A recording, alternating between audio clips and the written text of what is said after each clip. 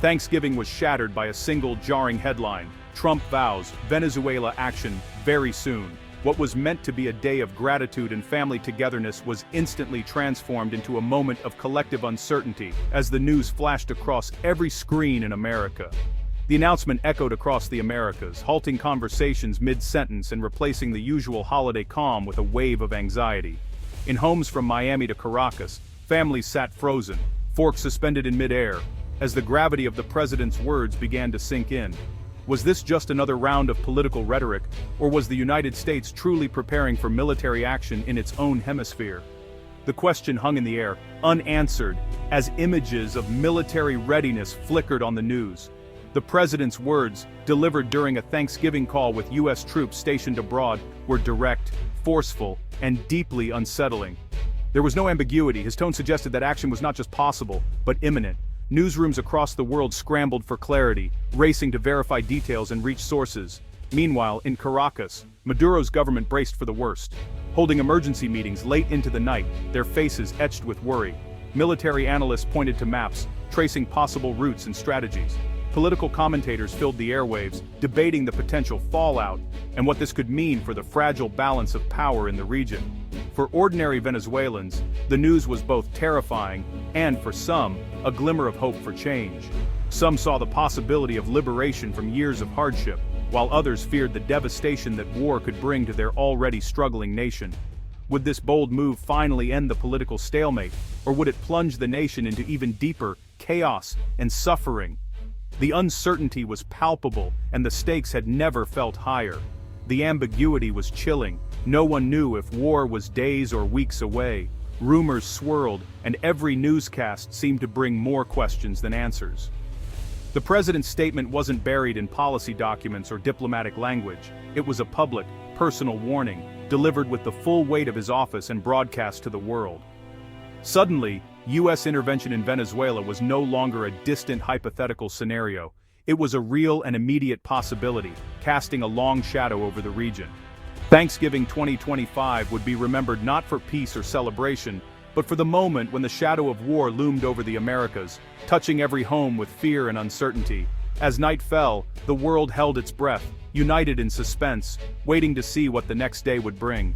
The context surrounding these events was as important as the message itself. In late November, the world's attention was already fixed on a region simmering with tension and uncertainty. Every word, every gesture from the White House was scrutinized by journalists and analysts, searching for clues about what might come next.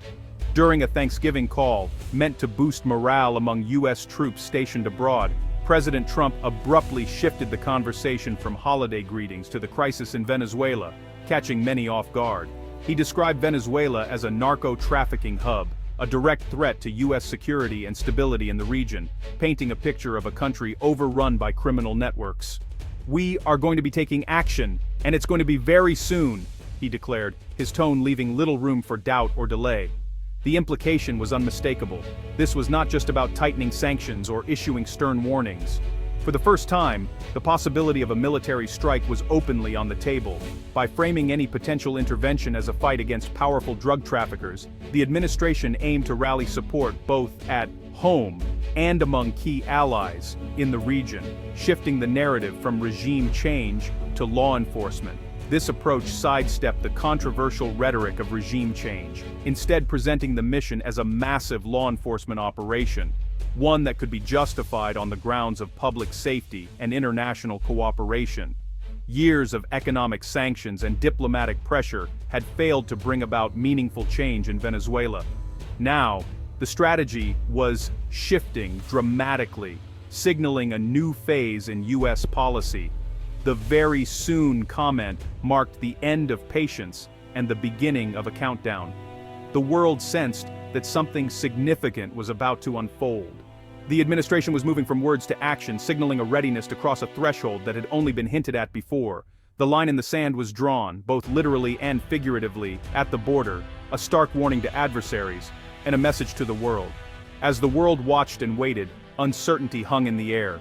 The next move could reshape the region, and the stakes had never been higher. Trump's words echoed across the world, signaling a dramatic shift in U.S. policy toward Venezuela and the wider Caribbean region. His administration's rhetoric was clear: the United States would not tolerate instability or threats so close to its borders. These statements followed months of quiet, yet deliberate military buildup in the Caribbean, a region that had suddenly become a focal point of American strategic interest. The Pentagon had deployed a formidable array of naval power: destroyers, coastal combat ships, and Coast Guard cutters, effectively creating a de facto blockade around Venezuela's maritime borders, tightening the noose with each passing week. Over 5,000 U.S. personnel, including elite special forces, intelligence operatives, and support staff, were stationed on nearby islands and coastal bases. Their presence was a clear signal of American resolve and capability.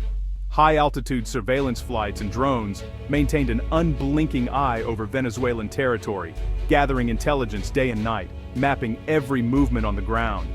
Officially, the operation was framed as a crackdown on drug trafficking, with Coast Guard and Navy teams intercepting shipments at sea. But the sheer scale and sophistication of the deployment hinted at broader objectives. The assets in place were capable of much more, supporting rapid missile strikes, launching special operations raids, or even facilitating a larger intervention if the situation escalated. The buildup disrupted criminal networks operating in the region and sent an unmistakable message to President Nicolas Maduro. The U.S. was watching, and it was prepared to act.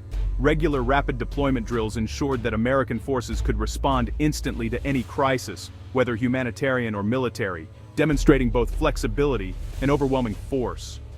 The military presence served a dual purpose. It was both a tool of diplomatic pressure and a visible symbol of American readiness, designed to deter adversaries and reassure allies. The atmosphere in the region was tense. Soldiers stood at the ready, warships maintained high alert, and the world watched as the standoff intensified. The world saw not just a blockade, but a stark warning. The countdown had begun, and the next move was anyone's guess. Trump's announcement forced experts to quickly assess the threat's seriousness. Most agreed. This was no offhand remark, but a coordinated strategy matching the military buildup. The very soon timeline was psychological warfare meant to rattle Maduro's regime. Analysts noted a shift from multilateral diplomacy to unilateral action, a risky gamble. Few expected a full invasion. More likely were targeted strikes or special operations. Recent interdictions were seen as tests, probing Venezuelan defenses. The real goal: fracture Maduro's inner circle, encourage defections, and force a change from within. But if the bluff was called, the U.S. faced a stark choice: back down or escalate. The stakes had never been higher. The administration's legal groundwork was crucial. Months earlier, the U.S. designated Maduro and top officials as narco-terrorists, linking them to FARC. This reclassified them from political foes to enemy combatants, justifying military action as counterterrorism.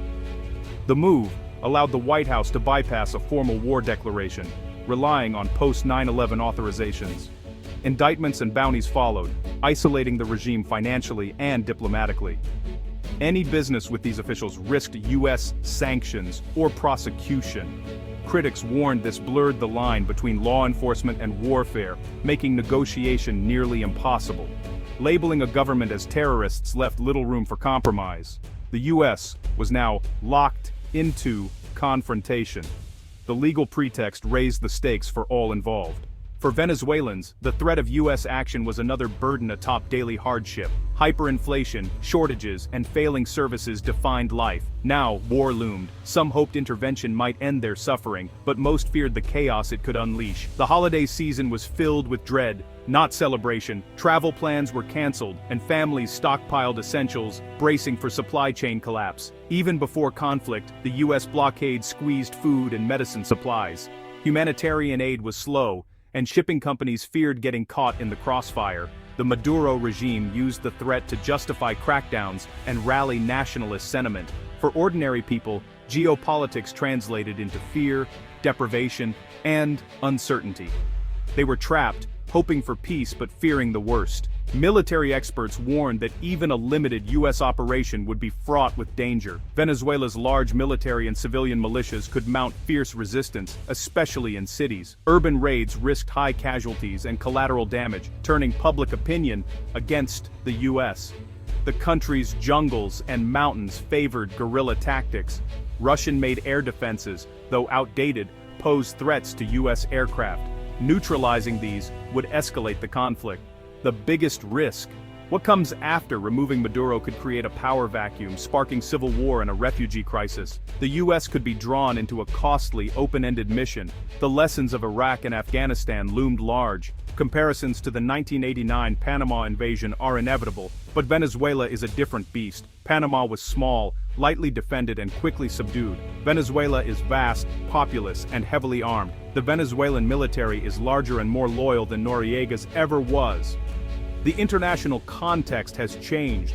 Russia and China have deep interests in Venezuela and could escalate the conflict. The Panama model relied on swift victory and limited fallout. In Venezuela, civilian casualties and societal collapse could be exponentially worse. Operation Just Cause left scars in Panama. A similar action in Venezuela could be catastrophic. The world is no longer unipolar. Global rivals would not stand by. The lessons of history are warnings, not blueprints. Intervention risks unintended consequences on a massive scale. The stakes are far higher than in 1989. The world now asks, what happens next? Is this a final diplomatic gambit, or is war imminent? One scenario, the threat works, and Maduro's inner circle forces him out, averting conflict. Another, Maduro calls the bluff, rallies his base, and dares the US to act. Trump then faces a choice: escalate or back down, each with grave consequences. Most likely the gray zone continues, more interdictions, covert ops, or limited strikes. This managed escalation keeps pressure on Maduro, but risks spiraling out of control. A single miscalculation could ignite a regional crisis. The region stands on a precipice. The next step could mean fragile peace, or catastrophe.